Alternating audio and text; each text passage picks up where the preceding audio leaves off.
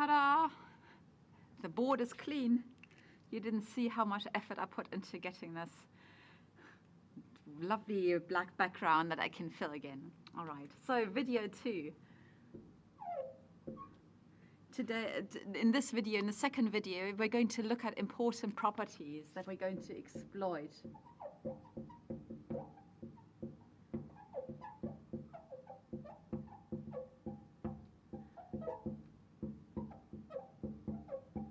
So we're still here with the Laplace transform.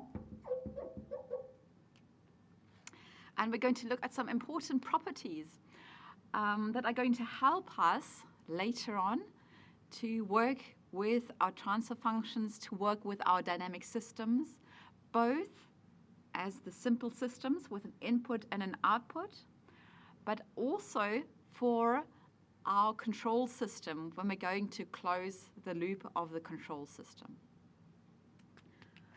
As a reminder, we have our system G of S with an input function U of S and an output function Y of S.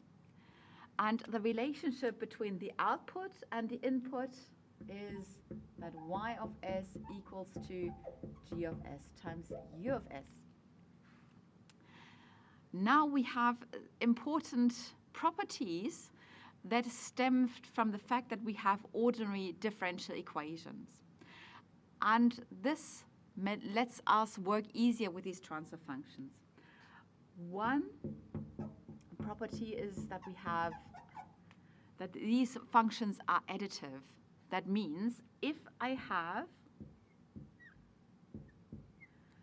a transfer function G1 of S and a second transfer function G2 of S, I put an input U1 of S and I put an input U2 of S. I can add those two output signals for each of them, and I get the resulting output signal Y of S. And this Y of S, so now this is the property. The Y of S is simply the additive term G1 of S, U1 of S, plus G2 of S, U2 of S. Okay. So everything we have, if we have two systems, we can easily add them up for the resulting output system. So this might be quite, I think, intuitive to you, and that's good that it is, but it is not a presumption.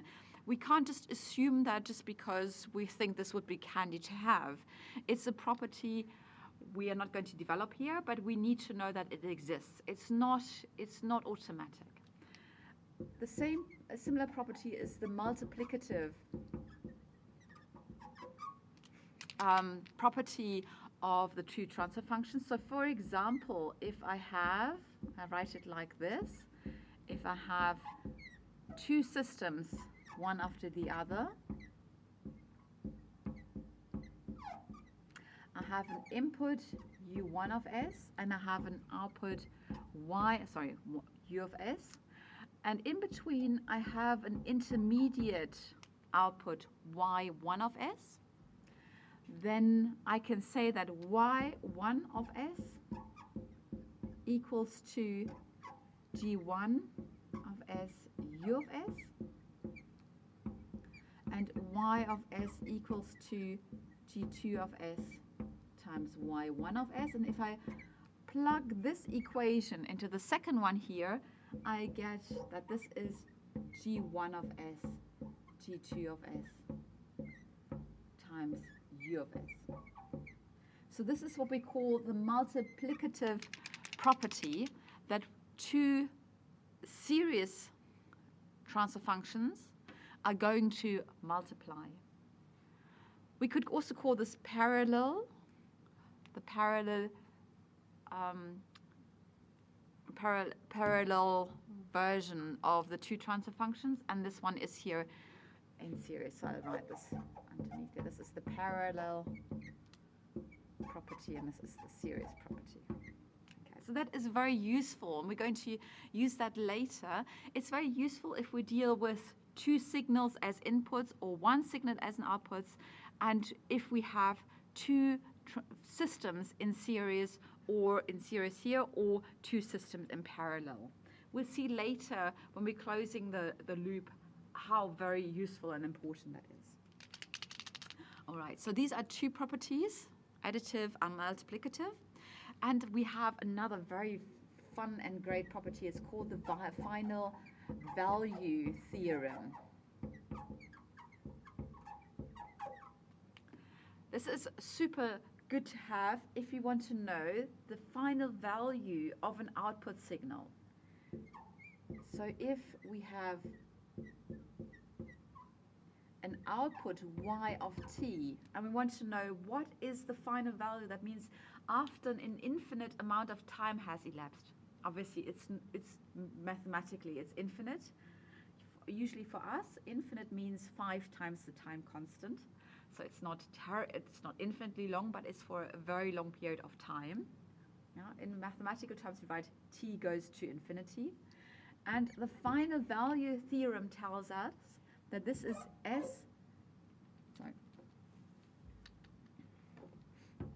this is the limit of s goes to 0, s times y of s. Okay, so we don't have to think about what happens if we put a pulse here and how the differential equation is going to pan out. We can't really do that very well. Instead, what we do is, well, if we want to know the final value of this output signal, we need to ask us simply what is y of s as s goes to 0, and multiply this y of s with s. Now, something else comes in. If you remember, I said in the first video, I said we often have a step function as an input. Often, we do what we call a step response. That means we put in a step as an input, and the Laplace transform of the step is 1 over s, 1 divided by s, yeah? If you remember. So if we would like to compute y of s, we can do so by choosing the transfer function times our input signal, u of s, and u of s is 1 over s. So y of s is 1 over s g of s. If we stick this one in here, we get limit of s goes to 0, s times 1 over s g of s. And as you can see, these two s's cancel out. So the final value theorem for a step response, not for any input signal, only when we have the step as an input signal, it boils down to limit of s goes to 0, g of s. And that is very handy because g of s is going to be a fraction of two polynomials. It's a polynomial in the numerator and a polynomial in the denominator. And it's very simple to set this s in the numerator and the denominator to 0. And we know that the final value is going to be the coefficients that don't have an s in front, yeah, divided by each other. We'll do an exercise later. But this is a very handy thing to have. This is the generic version. And then this one here is true for the step response. Okay. All right. One last property for the Laplace transfer function. And we call this the steady state process gain.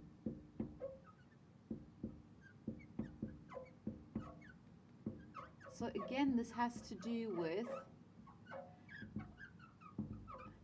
what does the output look like after a very long period of time,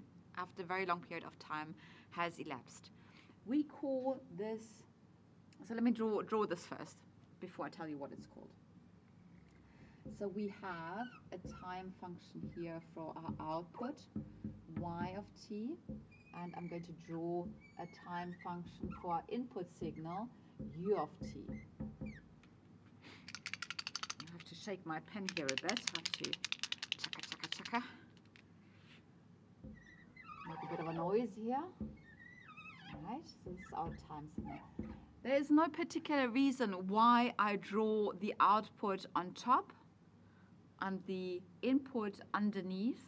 Maybe because we usually have g of s equals to the output versus the input. Maybe that's why. If you like, you can draw it the other way around. Okay. So we have our input signal, which could be our step signal.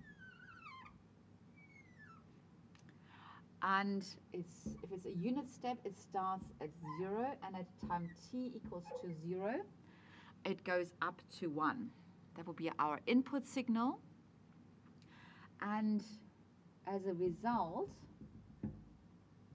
our output signal is at a certain level y1. Bar. The bar indicates that this is a steady state. You know, it's a straight line. So that's why I like to draw a bar up here. And then something happens. We're not quite sure what, but it ends up, the output signal ends up at a new level, y2. And we call this y2 bar because it's the final value. It doesn't change after a certain amount of time. In theory, it's an infinite amount of time. In practice, it's after 5 times, for example, the time constant. Okay. This level we can also call U1 bar. So this is what we start out of. So it could be 0. And this is U2 bar. And this is the final value. It could be 1. Right? And the process gain is defined as, we call it Kp. It's defined as the difference of the output, the final one of the output, minus the initial value of the output, divided by the final value of the input, minus the initial value of the input. Okay.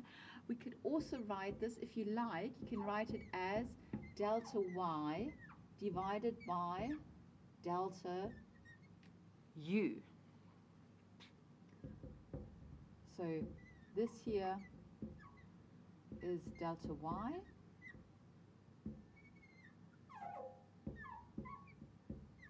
This one here is delta u. Okay. And it's called the process gain. In German we say Verstärkung.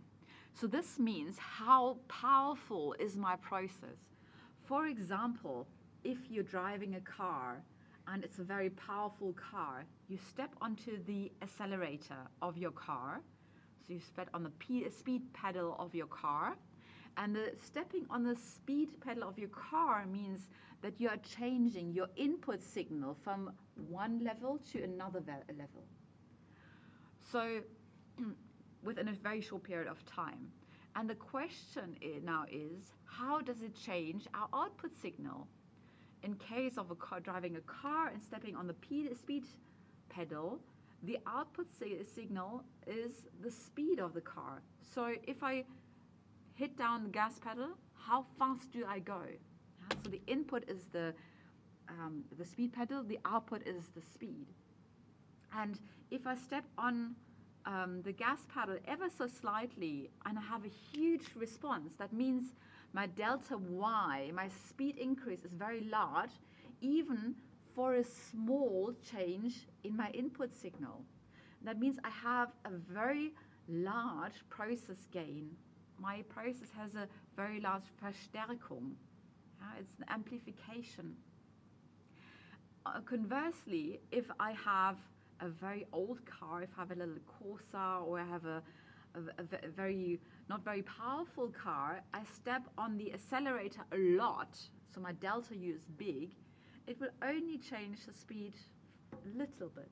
Yeah? So I won't end up with a very strong speed. So that car has a low process gain. It's not a very powerful car, so my process amplification isn't very big. So if you like, you can think of the process gain in terms of your car. So I think of a big process gain as a Tesla or a Porsche, if you like. And as a small process gain, you can think of a Corsa, or I still like to think in Eastern German cars as a Trabi. Your little Trabi doesn't go very, very quickly, and that would be a car with a very small process gain. That is arguably the most important characteristic of any system. What is the steady state process gain?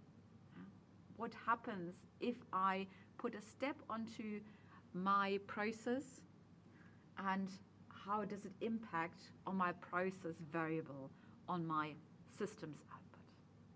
Okay, and these 4 properties are the most important properties you have to know for the Laplace transform.